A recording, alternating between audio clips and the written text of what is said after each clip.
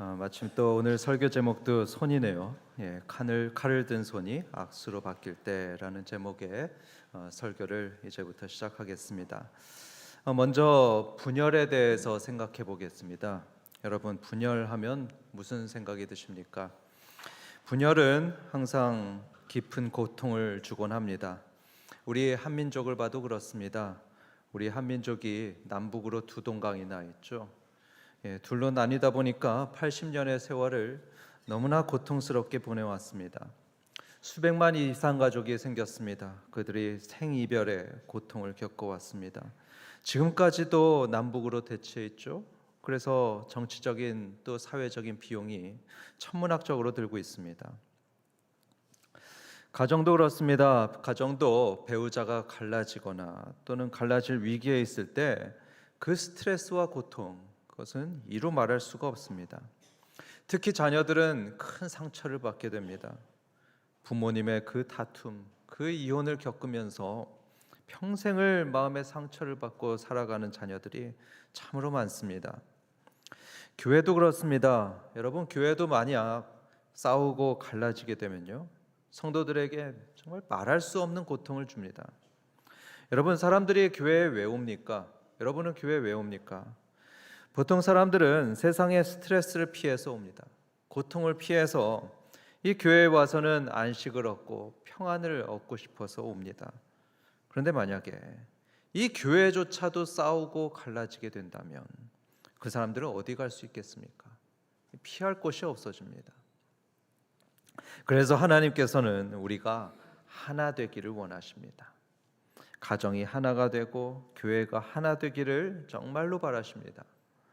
물론 악한 세력으로 하나가 되는 건 하나님이 기뻐하시지 않죠. 대신에 하나님을 믿는 믿음으로 하나가 되고 사랑으로 하나가 되고 또 선을 행하는 일에 가정과 교회가 하나가 되는 그런 진리 안에서의 참된 연합, 그것을 하나님은 원하십니다. 그런데 여러분, 그렇게 하나가 되는 게 과연 쉬운 일일까요? 아니요, 결코 쉽지 않습니다. 갈라진 부부관계가 다시 회복되는 거, 그거 쉽지 않고요. 이렇게 이념으로 또 세대로 갈라지고 찢어져 그런 사회를 다시 통합한다는 것, 하나로 통합한다는 것은 말처럼 쉬운 일이 아닙니다. 그래서 많은 부부들은 포기하기도 합니다. 이혼밖에는 길이 없습니다, 이러면서 포기하기도 합니다. 하지만 여러분, 오늘 성경 말씀은 우리들에게 희망을 주고 있습니다. 어떤 희망을 주고 있냐면, 본문에서 이스라엘은 동쪽 지파들과 서쪽 지파들로 대립하고 있습니다. 대립하면서 일촉즉발의 전쟁 위기에 있는데요. 그런데 놀랍게도 이들은 분열되지 않습니다. 다시 하나의 이스라엘을 지켰습니다. 그러면서 크게 기뻐하는 모습을 보게 됩니다. 우리는 궁금하죠. 이들은 어떻게 그럴 수 있었을까? 어떻게 그 분열의 위기를 극복하고 하나 된 것을 지키게 되었는가? 우리는 궁금합니다. 오늘 제목처럼 어떻게 칼을 들었던 손이 따뜻하게 악수하는 손으로 바뀔 수 있었을까? 우리는 궁금합니다. 이제부터 그 이야기를 들어보겠습니다. 이 이야기를 들으실 때 여러분 모두 도전받으셔서 우리의 가정과 교회 역시 모든 갈등이 풀리고 다시 하나가 되는, 더 하나가 되는 그런 큰 은혜가 있기를 주님의 이름으로 축원합니다. 먼저 본문의 배경을 살펴보겠습니다. 본문의 배경을 보면 지금은요, 모든 정복 전쟁을 마쳤을 때입니다. 모든 정복 전쟁을 마치고 이제 동쪽 지파들이 자기들의 땅인 저 요단강 저편, 이 동편 땅으로 돌아갈 때였습니다. 이 동쪽 지파들이라 하면은 두 지파 반이 있는데요. 르우벤 지파, 갓 지파, 므낫세 반 지파, 이들이 동쪽 지파들입니다. 과거에 이들은 약속의 땅인 가나안 땅에 들어가기 전에 이 요단강 동쪽 지역을 보면서 모세에게 이렇게 제안을 했습니다. 모세여, 저희는 이 요단강 동쪽 지역이 너무 좋습니다. 가나안 땅 대신에 이 땅에 살게 해주십시오. 부탁했습니다. 그러자 모세는 말했습니다. 좋다. 그런데 조건이 하나 있다. 그게 뭐냐면 너희들도 형제들하고 함께 싸우러 가야 된다. 다른 지파들의 전쟁을 다 끝날 때까지 같이 싸워야 되고, 그렇게 가나안 땅을 다 정복하면 그때 너희는 이제 너희가 살 동쪽 땅으로 돌아올 수 있다. 그렇게 하겠냐? 그러자 동쪽 지파들은 동의했습니다. 그리고 이후에 이스라엘의 모든 정복 전쟁에 함께하게 되었습니다. 그리고 지금은 그 모든 전쟁이 끝났을 때였습니다. 그래서 약속대로 동쪽 지파 사람들은 요단강을 건너서 동쪽으로 가려고 했습니다. 그런데 그것을 보는 여호수아는요, 너무 걱정스러웠습니다. 무슨 걱정을 했냐면은 떠나는 이 동쪽 지파들의 신앙이 너무 걱정이 되었습니다. 마치 이런 것과 같습니다. 우리가 자녀들을 멀리 유학을 보낼 때가 있죠. 멀리 유학을 보낼 때 우리 애가 저기 가서 저 멀리 가서 신앙을 잃어버리면 어떻게 하나 이렇게 걱정할 때가 있습니다. 마찬가지로 여호수아 역시 저 요단강 건너로 떠나고 있는 이 요단강 동쪽 지파 사람들의 신앙이 너무 걱정스러웠습니다. 그래서 2절부터 6절을 보면 여호수아는 그들에게 신신당부를 하고 있습니다. 여러분, 무엇보다도 하나님 말씀에 순종해야 됩니다. 하나님을 사랑하기를 잊지 마시고요. 마음을 다해서 하나님만 섬겨야 됩니다. 이렇게 여호수아는 신신당부를 하며 이들을 보냈습니다. 그렇게 동쪽 지파 사람들이 떠났는데, 그런데 이게 웬일입니까? 그들은 요단강에 도착하자마자 거기에다 제단을 쌓았습니다. 겉으로 볼 때 크게 보이는 그런 제단을 쌓았다고 합니다. 그 소식을 들은 서쪽의 지파 사람들은 난리가 났습니다. 야야, 소식 들었니? 저 동쪽 지파들이 제단을 쌓았대. 이렇게 발칵 뒤집혔습니다. 이 서쪽 지파들은 왜 그렇게 난리였을까요? 그 이유는 이렇습니다. 왜냐하면 다른 제단을 쌓는다는 것은 정말로 심각한 문제였기 때문입니다. 신명기 율법이 있는데요. 신명기 율법에 따르면 이스라엘의 제단은요, 딱 한 군데에만 있었어야 됩니다. 딱 한 군데만 있어야 되는데 오직 실로라는 지역에만 제단을 세워서 거기에 모든 백성들이 모여서 하나님께 예배드려야 됩니다. 그런데 다른 제단을 세웠다? 그것은 하나님의 법을 정면으로 위배하는 그런 악한 행위였습니다. 그리고 이스라엘의 하나됨을 깨트리는 큰 죄를 짓는 것입니다. 이런 행위를 두고 서쪽 지파 사람들은 아간의 죄에 비교하고 있습니다. 여러분, 아간이 무슨 죄를 지었는지 다 기억하시죠? 여호수아서 7장을 보면 아간이라는 사람이 나옵니다. 그 사람은 여리고성에서 몰래 물건을 취했습니다. 하나님의 명령을 위반했습니다. 그 바람에 이스라엘 전체가 망할 뻔했습니다. 하나님의 명령을 어겼다가 이스라엘 전체가 죽을 뻔했습니다. 이스라엘은 그때만 생각하면 몸서리를 쳤습니다. 다시는 하나님의 말씀에 불순종하지 맙시다. 이렇게 다짐했습니다. 그런데 여러분, 지금 서쪽 사람들이 무슨 말을 들었습니까? 동쪽 지파들이 다른 제단을 쌓았대더라. 제단을 저기다 또 쌓았대. 이런 말을 들었습니다. 서쪽 지파 사람들은 분노했습니다. 그리고 그 분노의 감정은 그들의 하는 말 속에 그대로 담겨서 나오고 있습니다. 16절부터 20절까지 보면 이 서쪽 사람들은 동쪽 지파들에게 이런 말을 하면서 따지고 있습니다. 너희들은 범죄했다.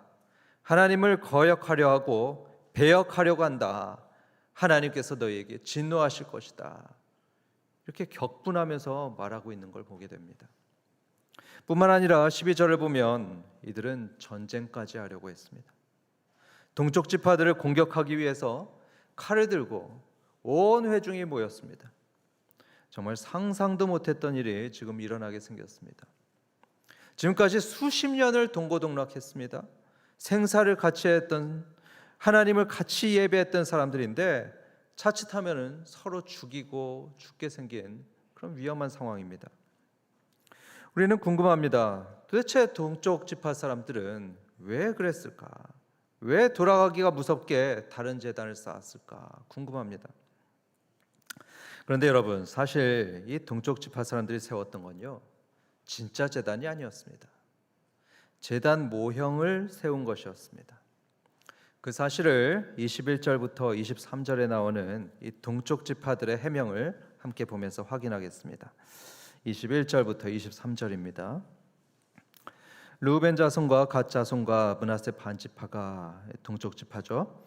이스라엘의 천천의 수령들에게 대답하여 이르되 전능하신 자 하나님 여호와 전능하신 자 하나님 여호와께서 하시나니 이스라엘도 장차 알리라. 이 일이 만일 이 제단 세운 일이 만일 여호와를 거역함이거나 범죄함이거든 주께서는 오늘 우리를 구원하지 마시옵소서. 우리가 제단을 쌓은 것이 돌이켜 여호와를 따르지 아니하려 함이거나 또는 그 위에 번제나 소제를 드리려 함이거나 또는 화목 제물을 드리려 함이거든 여호와는 친히 벌하시옵소서. 이 뒤로도 쭉 읽어보면 이 동쪽 지파들의 해명이 이렇습니다. 이들은 진짜 제단을 만든 것이 아니었습니다. 제단 모형을 만들었습니다. 그것은 율법에 어긋나는 것이 아니었습니다. 하나님을 떠난 것도 아니었습니다. 한마디로 이들은 죄를 지은 것이 아니었습니다. 그렇다면 그들은 왜 제단 모형을 만들었을까 궁금합니다. 그 이유가 24절부터 쭉 나오는데요. 그 이유는 하나됨을 지키기 위해서였습니다.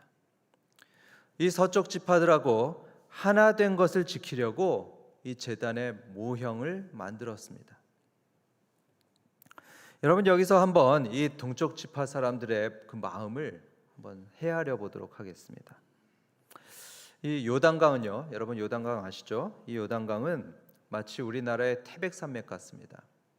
태백산맥이 영동과 영서를 나누듯이 이 요단강도 남북으로 길게 흐르면서 동쪽과 서쪽을 나눕니다.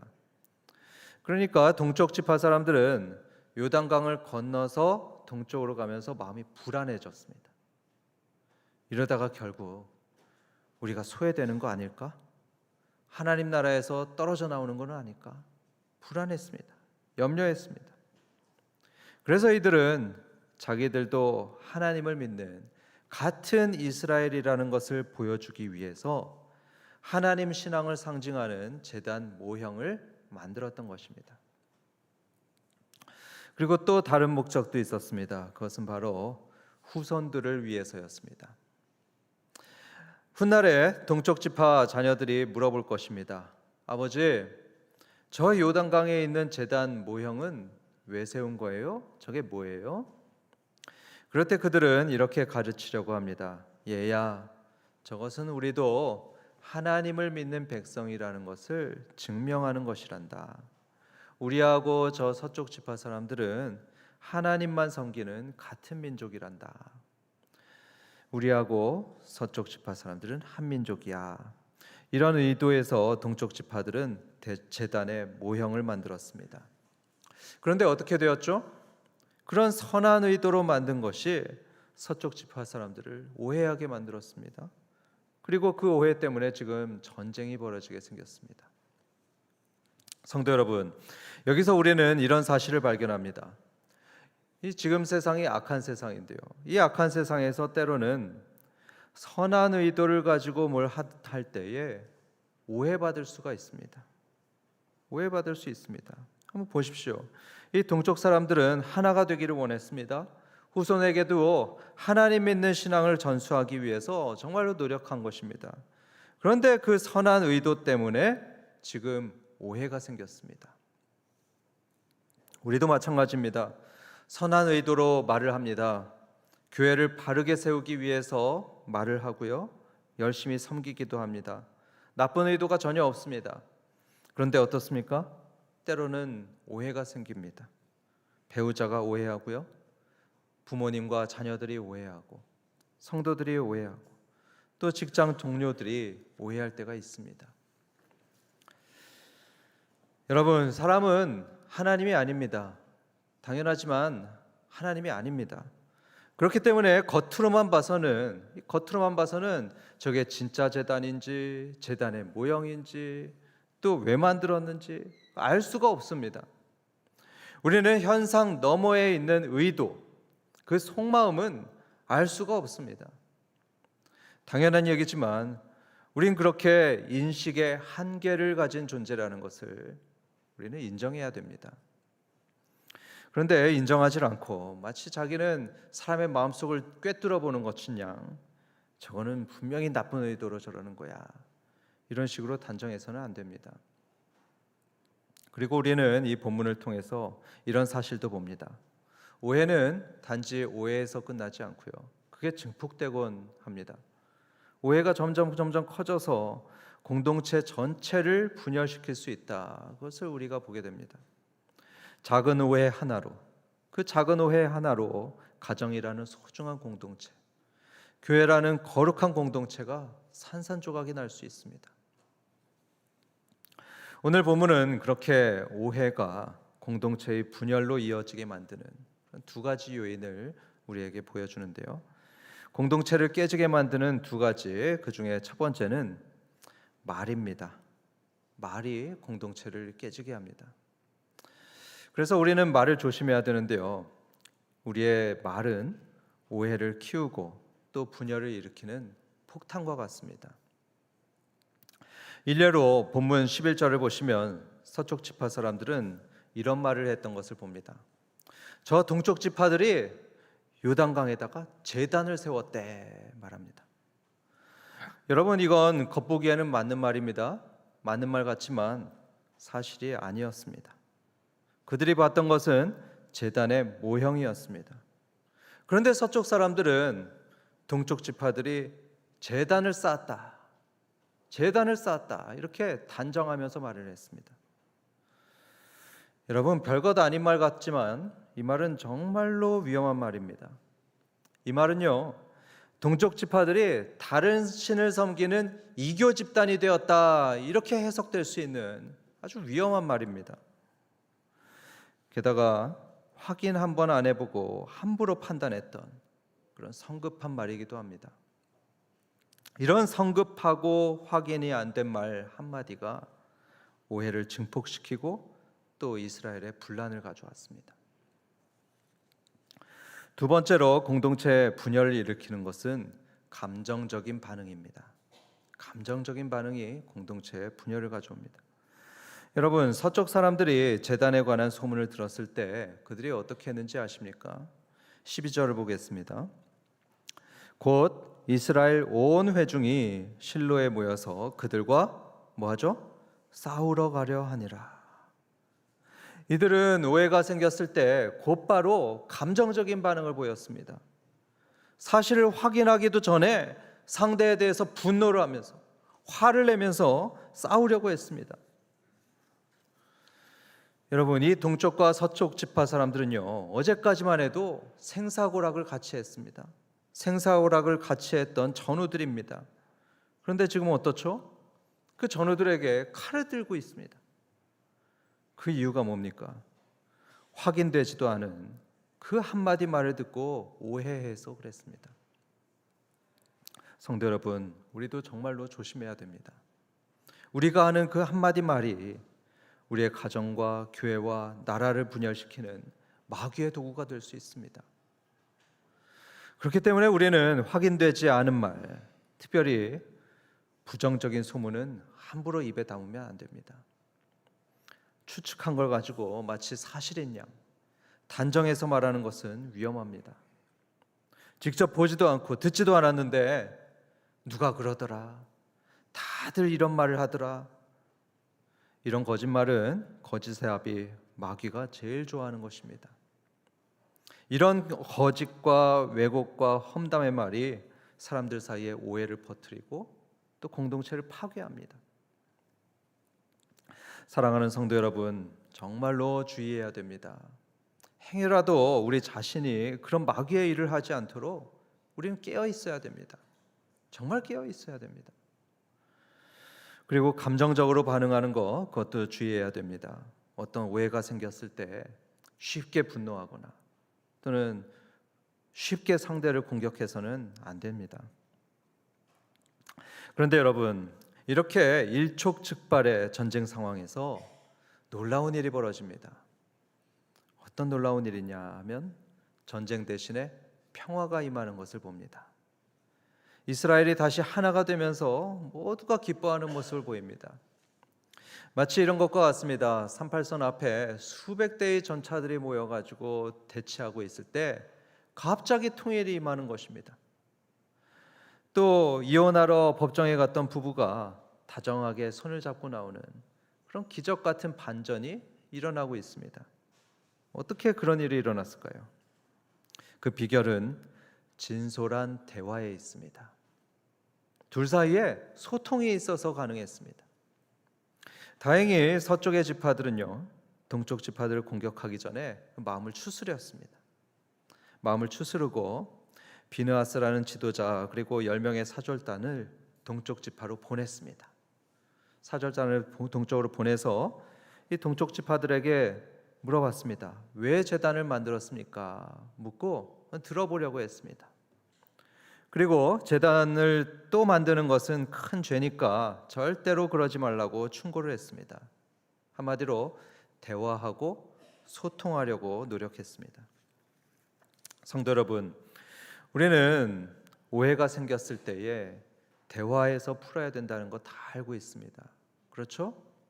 대화가 중요하다는 것은 누구나 다 알고 있습니다. 그런데 실제로는 어떻습니까?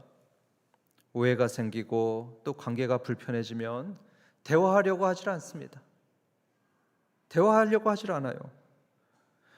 만일 의심스러운 일이 생기면 사실을 확인해야 되죠. 사실을 확인하기 위해서 대화해야 되고, 그러다가 혹시 내가 잘못한 게 드러나면 정직하게 용서를 빌며 그냥 풀면 되는데, 그러질 않고 그냥 외면해 버립니다.